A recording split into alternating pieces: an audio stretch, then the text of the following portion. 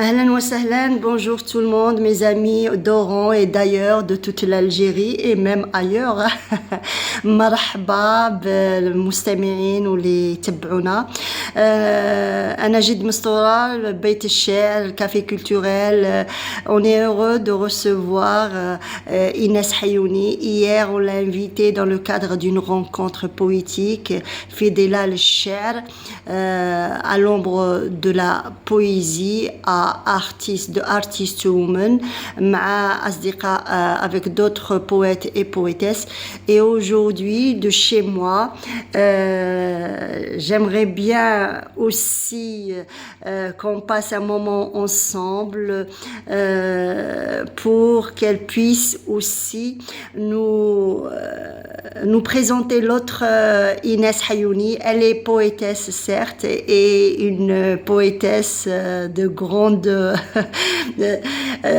qualité. Elle m'a subjuguée avec sa poésie qui allie finesse, mais aussi culture et une profondeur, une authenticité algérienne. Et aujourd'hui, on va essayer de aussi présenter Inès Hayouni, la chercheure. Et je cède la parole. Et ma première question classique, présentez-vous et après on passera à d'autres questions. تفضلي Inès Hayouni. Merci beaucoup. Déjà, je suis ravie d'être ici. Merci pour l'invitation, Salima. Pour moi, Oran, c'est une deuxième maison, ma ville de cœur, comme je le dis. Ouais. Alors, comme je me l'ai si généreusement dit, je suis poétesse et chercheuse indépendante algérienne. Je suis l'autrice de 3 recueils de poésie, Métamorphose, publié en 2021, Ikigai en 2023 et Clameur du Tic aux éditions Apic en 2025. En parallèle, je fais des documentaires sonores, donc une série de podcasts sur la poésie populaire algérienne et le raï. Donc j'ai commencé cette démarche en 2025, donc il y a à peu près 1 an et demi.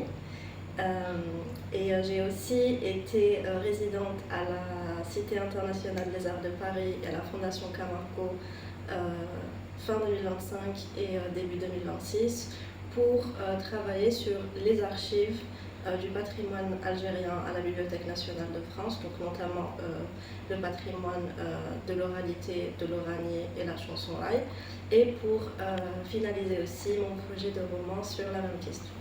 Oui, voilà. Et dans ce qui, tu réponds à d'autres questions. Voilà. Ce qui m'étonne chez toi, Inès, c'est-à-dire un étonnement heureux. C'est-à-dire, c'est ton jeune âge, mais un jeune âge qui promet beaucoup de choses pour l'Algérie et le choix de ton objet d'étude. C'est pas n'importe quel objet d'étude et pourtant tu t'y intéresses. Qu'est-ce qui t'a poussé à aller vers cet objet d'étude, le patrimoine, le raï? Alors, pour déjà répondre à cette question, je pense qu'il me faut d'abord expliquer mon parcours littéraire. Et j'ai été entraînée dans l'écriture poétique par accident, parce que rien ne me prédestinait vraiment à la publication de livres. Si ce n'est un besoin viscéral de me connecter aux autres pendant une période de tragédie personnelle qui est le deuil et qui touche malheureusement tout le monde. Donc j'avais juste un besoin de parler du capharnaüm d'émotions qui vient avec le deuil notamment, et de trouver des gens qui sont comme moi, donc créer une zone de communion en fait. C'est comme des groupes de parole, parce que je pense qu'on reste un peuple très expressif mais très pudique en même temps. Et j'ai eu la chance d'être publiée et d'organiser des récitals de poésie et des rencontres littéraires. Et je me faisais la réflexion à chaque fois, c'est très bien, on a des endroits qui sont assez, par moments élitistes de par la langue, de par peut-être la qualité des écrits proposés, mais la poésie populaire algérienne, où est-elle vraiment? Où est-ce qu'on la trouve? C'est pas dans les universités, c'est pas dans les récitals, dans des institutions culturelles. Je veux rencontrer la poésie qui est dite dans les marchés, dans les rues, celle du peuple. Donc j'ai commencé à faire mes recherches tout bêtement par moi-même sur internet et je suis tombée sur Chel Melhoun que je ne connaissais pas. Et j'ai cherché sur la page du CRASC, je me suis déplacée à Oran pour récupérer certains livres, puis Mostaganem. Et de fil en aiguille, c'est cette curiosité personnelle de trouver ma poésie populaire. Et au fur et à mesure des recherches, je me suis rendu compte que Chel Melhoun s'est figé dans un temps bien précis, même si on a toujours la chance d'avoir ses ambassadeurs actuellement. Mais la poésie populaire actuelle, c'est le raï. C'est des corpus de textes à Chel Melhoun qui se sont mués en chansons raï. Et j'ai voulu en parler parce qu'on a un problème, une urgence. Qui est le manque d'archives. Donc, quand j'ai commencé à faire des recherches sur le raï, j'ai trouvé quelques livres de Haj Miliani Allah yarhamou, un documentaire de Britta Lander sur le Meddahat, mais sinon rien. On a un livre de Ahmed Amin Dellay sur le Chel Melhoun, mais en ce qui concerne le raï, rien. Et on est aussi tout le temps dans cette nostalgie d'une période cristallisée, à l'âge d'or du raï, les années 70-80. On parle beaucoup de l'émété, on pense que c'est l'une des grandes chikhettes et il n'y en a plus qui sont actives, alors que quand j'ai pu sillonner l'Oranie, j'ai vu qu'il y avait beaucoup de chikhettes et de chanteuses de cette époque-là qui, à leur grand âge, continuent de militer pour un art qu'elles portent à bout de bras. Dans l'anonymité, dans la précarité. Donc c'était important pour moi de penser les archives autrement. Je me suis dit, s'il n'y en a pas, au lieu de me lamenter, il faut les créer. Donc le format sonore, je pense que c'est le format le plus adapté à épouser cette initiative. Donc ce que je tente de faire, c'est juste d'aller faire ces gens invisibilisés et de leur donner une tribune modestement, et qu'ils puissent dire leur version de l'histoire, leur vécu, leur parcours, et constituer une base de données pour les générations qui souhaitent s'intéresser à ce patrimoine. Donc je pense que c'est juste une curiosité personnelle qui a pour but de préserver du mieux que je peux et qu'on peut collectivement, parce que c'est un travail d'équipe, le patrimoine algérien. D'après parce que je te connais depuis pas mal de temps et je t'écoute, j'ai appris aussi à t'écouter, à apprécier ce que tu dis. Quand tu parles, tu dis pas n'importe quoi, Inès. J'ai compris une chose, c'est-à-dire quand les sources de tes informations, elles sont nombreuses. Il y a le texte écrit, il y a le témoignage, il y a les archives, entre autres. Et tu m'as dit hier une chose intéressante, Goutili, les témoins qui ont côtoyé les grands sont toujours vivants, mais hélas, personne ne les fait parler. Et toi, tu es en train de le faire. Est-ce que tu crois, Inès, plus l'archive qui se fait rare et tu as été à l'étranger pour trouver des perles rares, est-ce que tu estimes qu'on ne fait pas assez pour l'archivage en Algérie Voilà ma question. J'essaierai de répondre par partie. Ouais. La première, oui, alors il y a beaucoup de voix invisibilisées. Et je pense, modestement, encore une fois, d'après mon expérience personnelle, que c'est dû à plusieurs choses. C'est-à-dire que le raï a toujours été présent, comme le disait dans son livre Raï, on a des raisons, Monsieur Kali, Mohamed Kali, que ça a commencé avec les vendanges, les lamento, notre blues algérien. Donc il a toujours été présent jusqu'actuellement. Par contre, il y a eu un boom, un regain de notoriété avec l'inscription du raï comme patrimoine immatériel à l'UNESCO. Et les gens se sont arrêtés, comme je le disais à l'instant, à l'âge d'or en fait. Ils n'ont pas cherché plus loin que ça, donc ils ont pris des monstres sacrés qui nous ont quittés, par exemple comme Chef Hasni Allah yarhamou, comme Rémiti Allah yarhamha, et comme Disco Maghreb. Ils disent c'est une époque révolue, malheureusement il n'y a plus de disquaires, les gens n'achètent plus de disques, donc on surfe sur cette nostalgie.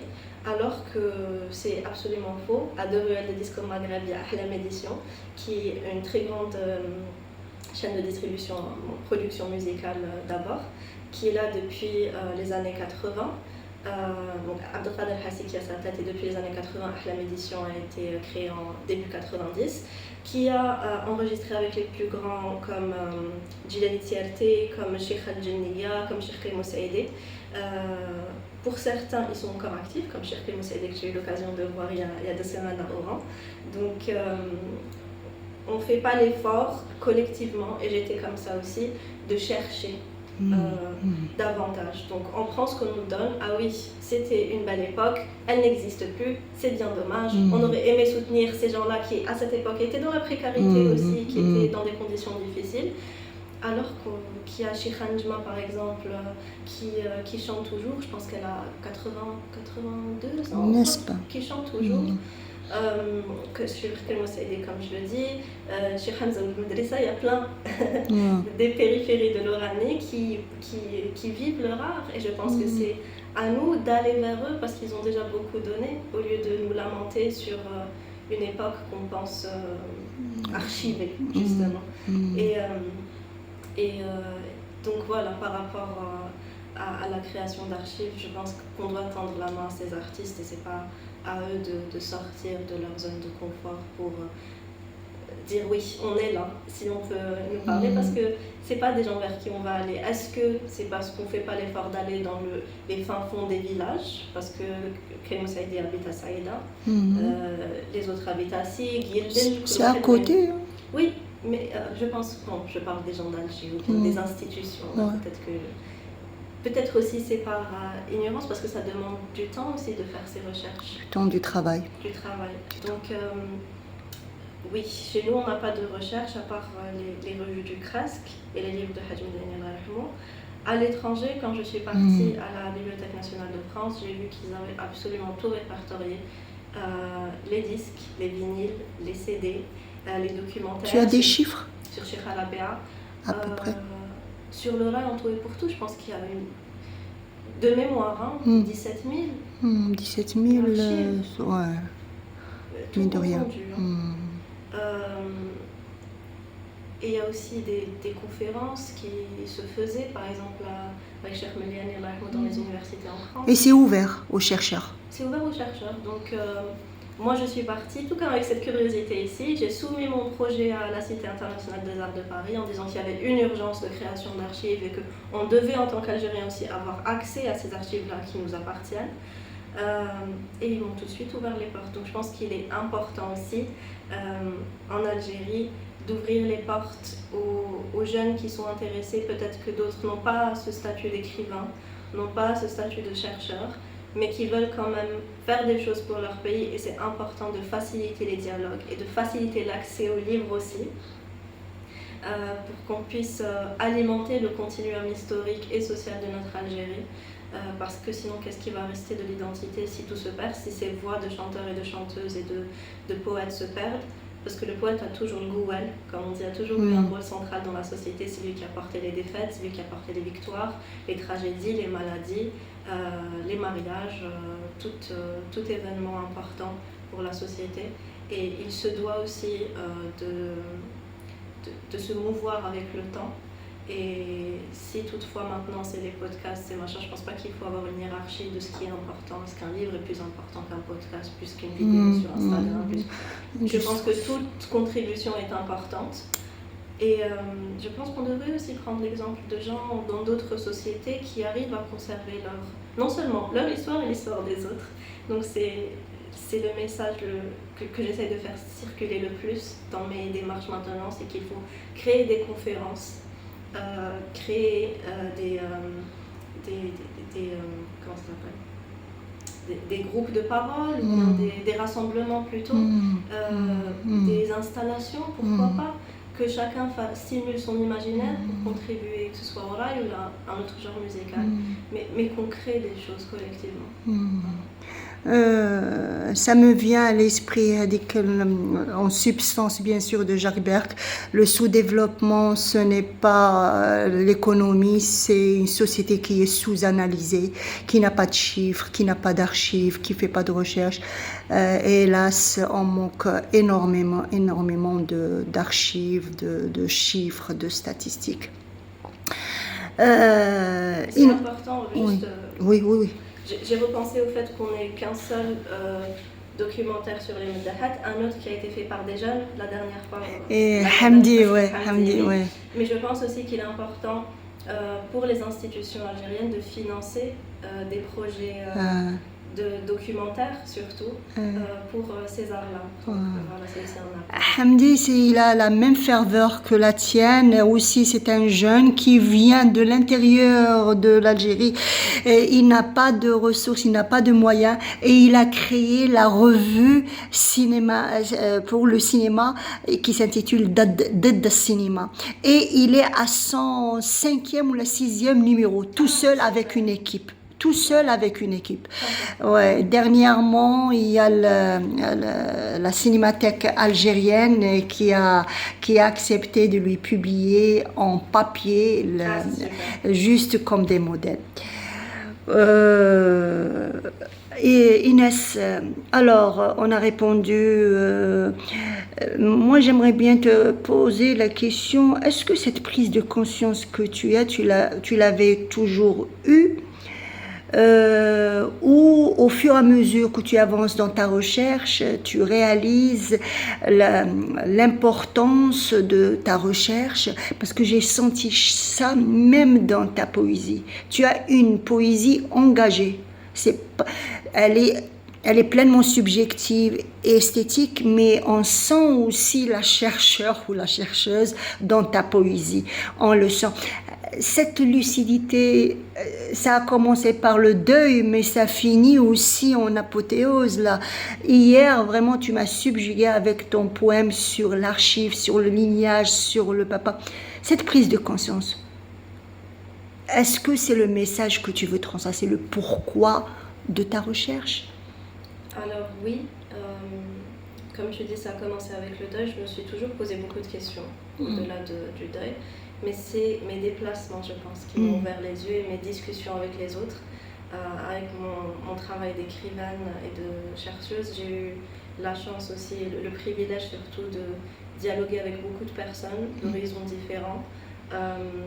Je passe mon temps à chiour et j'apprends énormément. Et je me questionne aussi, je suis en perpétuel questionnement. Le poème auquel tu fais allusion, ça parle de l'exil linguistique.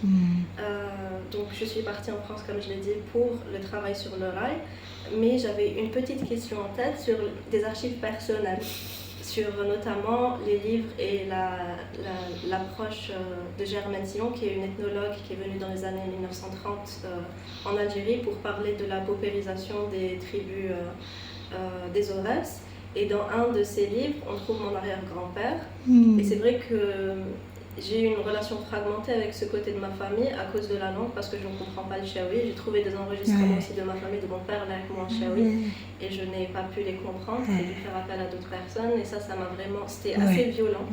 Et je me suis dit, mais on est combien dans cette situation d'avoir, que ce soit des parents, enfin une filiation, peu importe le degré de proximité, une filiation qui a été rompue avec ou à cause de la colonisation, mais après qu'est-ce qu'on en a fait?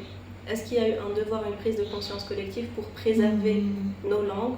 Pour moi, c'est pas des dialectes, mais je suis pas une experte en la matière, mais le chaoui, la mazir, le mozabite. J'ai appris aussi, hier, on a appris l'existence du chle dans le côté de Mouchérian. Le chle, ouais. Donc, pour répondre à ta question, c'est des prises de conscience collectives, je pense, avec les échanges. Mais oui, c'est un message que je lance justement d'à partir du peu d'archives qu'on a, de créer nos propres archives, notre propre discours, et de ne pas laisser un tel ou une telle parler pour nous, parce que notre position en tant qu'Algériens, d'une certaine génération, d'une certaine époque, on vit en Algérie aussi, je pense que c'est important d'avoir aussi deux positionnements différents avec les gens de la diaspora qui, eux, œuvrent beaucoup à l'étranger. Mais notre voix, je pense qu'elle est assez singulière par rapport aux autres. Et de juste créer, de se poser des questions sur notre condition. C'est pour ça que j'écris. Une fois, on m'a posé la question pourquoi j'ai écrit tes poèmes. Et je leur ai dit, c'est juste, si jamais un jour il y a un sociologue ou une sociologue qui veut comprendre la littérature contemporaine algérienne de, je sais pas, on va dire de 2000 jusqu'à 2030 ou 2040, elle a une multiplicité de voix. Qui n'est pas juste des gens d'un certain âge ou d'un certain genre ou d'une certaine classe sociale, juste alimentés au maximum. Voilà une personne, une femme de 25, 26, 27 ans qui a écrit sur telle et telle chose pendant telle époque, voilà son regard sur la société. Et c'est ça l'Algérie, sa richesse. Ouais. Ça m'intrigue toujours, Inès. Tu es jeune, tu es belle. Quand tu vas à l'étranger, que tu commences à faire tes recherches, et je sais, je ne l'ai jamais fait, je sais parce que j'ai vu aussi le Haj Miliani quand il nous parle de ses recherches, c'est passionnant. Mais je sais que ça prend énormément de temps pour trouver. Parce que tu passes combien d'heures, par exemple, quand tu es en plein dedans, même si c'est maintenant numérisé et tout, au lieu de te dorer la pilule ou tu passes combien d'heures? C'est pour ça que j'aime beaucoup, parce qu'on me dit souvent « Ah, mais tu fais ça, c'est bien, mais c'est quoi ton vrai métier ?» Je leur ai dit « Mais moi, j'ai travaillé 7 ans dans un bureau. Je peux vous dire que ça, c'est beaucoup plus compliqué. » Par exemple, quand j'étais à la BNF, en France, tous les jours, à part le BNF, Bibliothèque nationale de France, c'est là où il y a les archives sur le rail, je passais tous les jours de 10h à 20h. 10h du matin à 20h. Combien d'heures, tu sais moi? On est à 10 heures peut-être. Voilà. Comme un rongeur. Comme un rongeur, comme tu dis, c'est numérisé, mais c'est quand même des dossiers, des chansons à écouter, à réécouter, à essayer de comprendre le sens, parce que l'arabe est avec les dialectes, mais chez Madrou. Tout ça, ça demande beaucoup d'énergie, de temps. Aussi les déplacements. En 2024, j'ai passé 7 mois à Mostaganem. De tes propres frais. En plus, voilà. Donc on donne de temps, d'énergie, d'argent. Des fois, on est retardé sur certains projets parce qu'on n'a pas d'argent. Parce que partir à Mostaganem, venir à Oran, heureusement qu'il y a des gens, des militants culturels comme toi qui ouvrent leurs espaces. Mais oui, c'est un travail cyclopéen. C'est toute ma semaine. Par exemple, là, je viens, j'arrive ce soir, je vais quand même écrire sur toutes les informations qu'on a eues hier de la part de Atman. Ouais. Oui, c'est un travail qui ne s'arrête pas. Et tu rayonnes. Merci. Parce que tu travailles. Et parce que les gens qui pleurnichent tout le temps avec leurs slogans, ils sont moches. C'est contre-productif aussi. Ouais. Ça dessert. Ils sont tristes. Oui. Et là, tu rayonnes. وش نقول لك انا نضلك العجايز الله يسقم سعدك. Inch'Allah. Mais aussi, si je rayonne et si je fais tout ça, c'est parce que c'est un point très important et c'est pas juste par correction politesse que je te dis Salima. C'est parce que j'ai eu des gens qui m'ont aidé comme toi, qui m'ont facilité des rencontres, qui m'ont écouté, qui m'ont ouvert leurs portes et qui m'ont permis de se faire. Je me serais essoufflée. الله يفتحها في وجهك وفي وجه الجزائر. Et c'est un appel aussi aux jeunes, parce que ça fait peur quand on est dans notre chambre, on se dit ah ben là qui a وصلت mais là je connais personne. Attendez que je connaissais personne, avec mon sac à dos. Voilà, très bien. Et les gens, ça se fait, enfin, c'est une discussion, c'est quelqu'un qui emmène un café, il est très difficile à atteindre. Et ben, à l'édition, j'ai parlé à Abdelkader Hassi, le disquaire Libé Ando Bouaza le connaît, il a appris qu'elle vienne, donc c'est juste un... Oui, de bouche à oreille, où il y a un faut que tu es sérieuse, tu es là pour le travail, ou le travail ça paye. Le travail ça paye. Il ne faut pas être découragé, parce que quand j'ai commencé le podcast, j'étais seule, je devais apprendre à monter, à traiter le son. C'est un travail d'équipe normalement, on fait les réseaux sociaux, donc j'ai tout fait, mais ça, en bas ça a payé. Il a été diffusé. Les gens, il y a beaucoup de gens en Suisse maintenant qui connaissent le Metahat, par exemple. Et tu as une adresse sur les réseaux sociaux? Alors oui, c'est Inamit Podcast sur Instagram. Sinon sur Spotify, c'est Rétrospective. Rai. Il y a 6 épisodes pour le moment. Et Rai. Rétrospective, comme rétrospective. Voilà, Rétrospective, oui, c'est bien. Voilà. Et 6 podcasts. Oui, 6 épisodes. J'essaye d'avoir tous les acteurs culturels de la scène Tahraï. Le premier, c'est je fais un retour dans le passé. Je parle de l'histoire du rail, je cite Ahmed Amin Dellay, les trouvailles d'Haj Mediani aussi, mon rapport à l'Oranie. Le deuxième, c'est Al Meddahat. J'ai eu des interviews avec un groupe de Meddahat femmes, deux groupes. Wahda qui est plus dans le chant sacré, Wahda qui fait du rail plus moderne. Le troisième épisode, c'est avec Abdelkader Hassi, directeur de la maison de production Ahlam Édition, qui me parle de l'histoire du rail à travers son expérience, lui qui était qui produisait de la musique, qui distribuait de la musique et qui nous parle de différents genres musicaux. Le quatrième, c'est avec Cheikh Wahib, qui est aussi qui fait du chant al-Meddahat depuis des décennies maintenant, qui nous a parlé de son expérience et comment il est rentré dans le milieu. Le cinquième, c'est Mohamed Kali, qui nous parle de l'histoire du rail, de son livre Au moins des raisons, avec des anecdotes très importantes qu'on trouve aussi dans le livre, notamment la Jilali Ain Tedlis. Et le sixième qui vient de sortir, ça parle du lien diasporique avec la DJ Leila Moon qui a fait une résidence sur Meddahat en 2024 à Ayoun Turk et qui parle de son rapport à la musique comme ancrage identitaire, elle qui vit en Suisse, à Bâle. Et on travaille aussi ensemble pour diffuser le patrimoine algérien du mieux qu'on peut. On a été diffusé sur les ondes de la radio internationale de l'Angleterre, du Royaume-Uni. Donc voilà. Petit à petit. Ouais. Voilà. Et le devenir, est-ce que tu es en train de faire quelque chose pour bientôt? Alors je travaille encore sur le podcast. Quand c'est le dernier numéro, il y a encore des choses qui ressortent. Donc il y a un épisode avec Cheikh Karim Saïdi. Je suis très contente parce que c'est mon chanteur préféré. Prochainement avec un musicologue aussi.